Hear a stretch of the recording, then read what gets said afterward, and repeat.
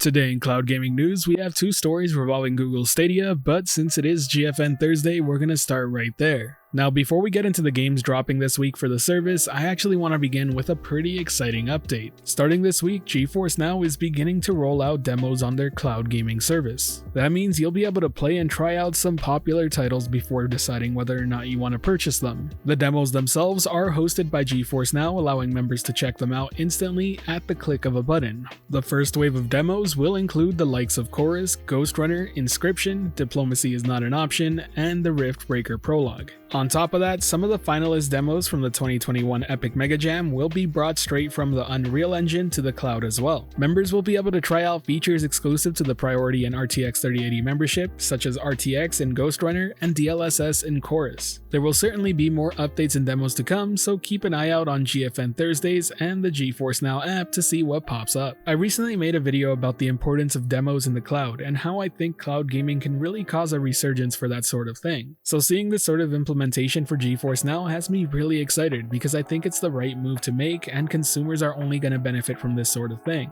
The fact that GeForce Now's demos won't require you to sign into your own Steam account is also a huge benefit in terms of the user experience. Honestly, it makes me wonder if at some point down the line they can make it so that they streamline the whole process of logging in and playing your game instantly. Not sure if that's even a possibility, but if they could manage to do that, it would be a huge deal for the overall user experience for sure. But pushing that to the side, let's talk about the games arriving to GeForce Now this week, of which there are a total of 6. The titles include Die After Sunset, Elderborn, Northgard, Off-World Trading Company, Spirit of the Island, and Tunic. Lastly, there was a title announced for GeForce Now last week called Star Control Origins that was supposed to be coming later in April, but it is available right now to stream on GeForce Now. Overall, it's a pretty solid lineup. If I had to recommend any game off of here that I've personally played, it goes to the Epic Game Store version of Tunic. It's a crazy good game that's a very fantastic mix of old school Zelda and Dark Souls. It really has it all: fantastic gameplay, beautiful graphics, and a world that's just begging to be explored. Next up, let's take a look at the headlines reaching the Stadia community, of which there are 2. The first revolves around World War Z, one of the latest releases into the Stadia Pro library, and its lack of crossplay. The reason this is a headline at all is because when the game got announced back in October, full cross-platform play support was one of the big touted features. What makes the situation even weirder is that cross-platform play was advertised directly from their Twitter handle. Now that the title is out on Stadia, people are wondering where this feature is, and when asked about it, their response was pretty staggering.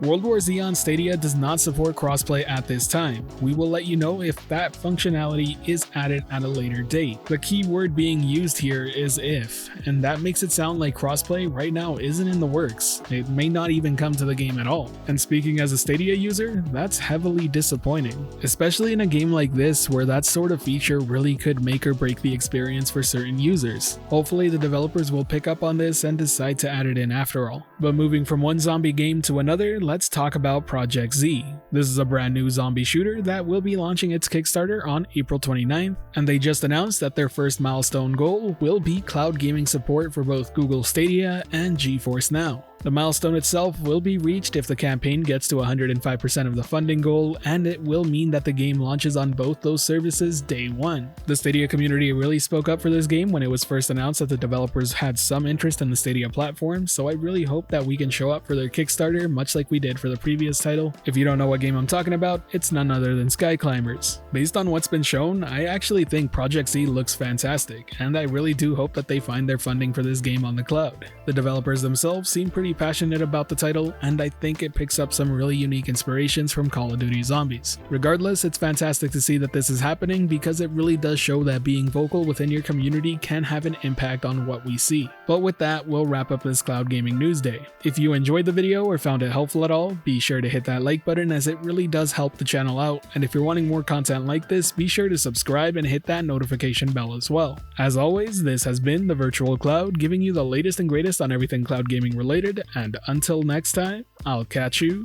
in the clouds.